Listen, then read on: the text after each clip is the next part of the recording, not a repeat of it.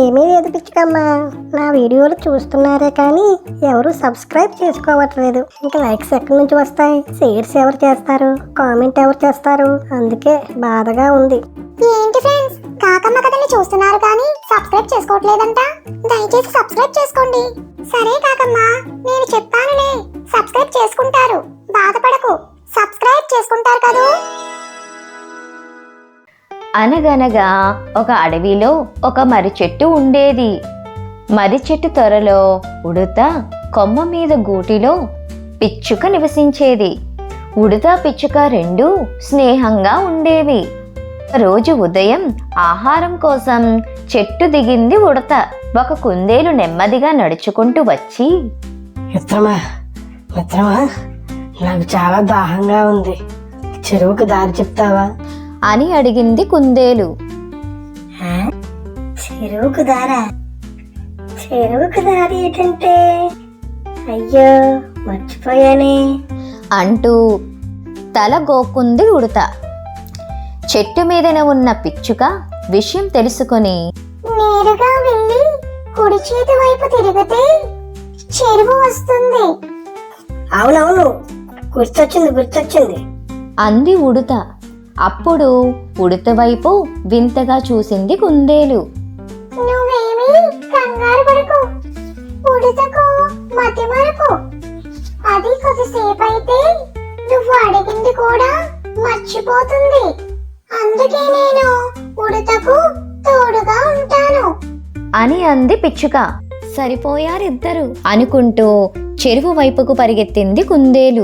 పిచ్చుక ఆహారం కోసం ఎగిరి బయటికి వెళ్ళింది.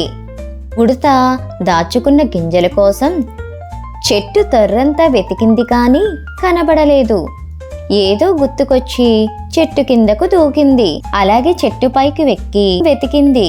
నేల తవ్వి అక్కడ దాచుకున్న గింజలు తింటుండగా నక్క అక్కడికి వచ్చింది. మిత్రమా, నేను పక్క అడవి నుంచి వస్తున్నాను, పులిరాజు గుహకు దారి చెప్తావా అని అడిగింది. పులిరాజు గుహకు దారిటంటే, అయ్యో మర్చిపోయానే అంటూ నెత్తిగోక్కుంది. అప్పుడే ఆహారంతో తిరిగి వచ్చిన పిచ్చుక విషయం తెలుసుకొని, నేరుగా వెళ్ళి ఎడమ చేతి వైపు తిరిగితే పులిరాజు గుహ వస్తుంది అని అంది పిచ్చుక. అవునవును, గుర్తొచ్చింది అని అంది ఉడత. అప్పుడు ఉడత వైపు విచిత్రంగా చూసింది నక్క. నువ్వేమీ అనుకోకు, ఉడతకు మతిమరుపు.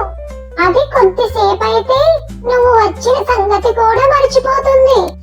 అందుకే నేను ఉడతకు సాయంగా ఉంటాను అని అంది పిచ్చుక. సరిపోయారిద్దరు అనుకుంటూ గుహ వైపుకు నడిచింది నక్క. నక్క పులిరాజు గుహకు దారి అడగటంతో, అయ్యా మిత్రమా, నీకు చెప్పటం మర్చా, నీకోసం మంత్రి ఎలుగుబంటి వచ్చింది. పులిరాజు చాటింపు వేయమన్నాడని చెప్పమంది అంది ఉడత. ఏమి చాటింపు అడిగింది పిచ్చుక. చాటింపు ఏమిటంటే, అయ్యా మర్చిపోయానే అంటూ బుర్రగోకుంది ఉడత. పులిరాజు ఏమి పురమాయించాడో గుర్తు తెచ్చుకొని చెప్పకపోయావో నా చేతిలో నీ చావు తప్పదు అంది కోపంగా పిచ్చుక. చావంటే గుర్తొచ్చింది. రేపు పులిరాజు తల్లి చనిపోయే రోజట. అడవంతా విందుకు రమ్మని చాటింపు వేయమని మంత్రి ఎలుగుబంటి నీకు చెప్పమంది అంది ఉడత. పిచ్చుక వెంటనే అడవంతా చాటింపు వేసింది. రేపు పులిరాజు తల్లి చనిపోయిన రోజట, కాబట్టి అందరూ పులిరాజు ఇచ్చే విందుకు హాజరు కావాల్సిందిగా కోరుతున్నామహో. మరునాడు అడవి జంతువులన్నీ పులిరాజు గుహకు చేరాయి. అక్కడ పులిరాజు చిట్టుకూన పుట్టినరోజు వేడుక జరుగుతుంది. పిచ్చుక తప్పుడు చాటింపు వేసిందని వేడుకకు వచ్చిన అడవి జీవులన్నీ గుసగుసలాడుకున్నాయి. ఆ విషయం ఎలుగుబంటికి పులికి కూడా తెలిసింది. ఎలుగుబంటి ఉడతను పిచ్చుకను పిలిచింది. పులిరాజు చేతిలో చచ్చామనుకుంటూ పిచ్చుక ఉడత భయంతో వణుక్కుంటూ వెళ్ళాయి. ఉడత మతిమరుపు విషయం చెప్పింది పిచ్చుక. పొరపాటుకు క్షమించమని పులికాలు పట్టుకున్నాయి పిచ్చుక ఉడత. అయ్యయ్యో, మీరు భయపడకండి, మీరు మంచి చేశారు. ఈ రోజు నా చిట్టుకోన పుట్టినరోజే కాదు, మా అమ్మగారు చనిపోయిన రోజు కూడాను. మా అమ్మ గత ఏడు చనిపోయి చిట్టుకోనగా పుట్టింది. అది మరుపు ఉడుతుంది కాదు, కోన పుట్టిన ఆనందంలో అరిచిన నాదే అని అంది పులిరాజు. పిచ్చుక ఉడతలకు విలువైన కానుకలిచ్చారు పులిరాజు. అడవి జంతువులన్నీ కమ్మటి విందు చేశాయి. చేతిలో విలువైన కానుకలతో తిరుగుతున్న పిచ్చుక ఉడతలను చూసి అడవి జంతువులన్నీ సరిపోయారిద్దరు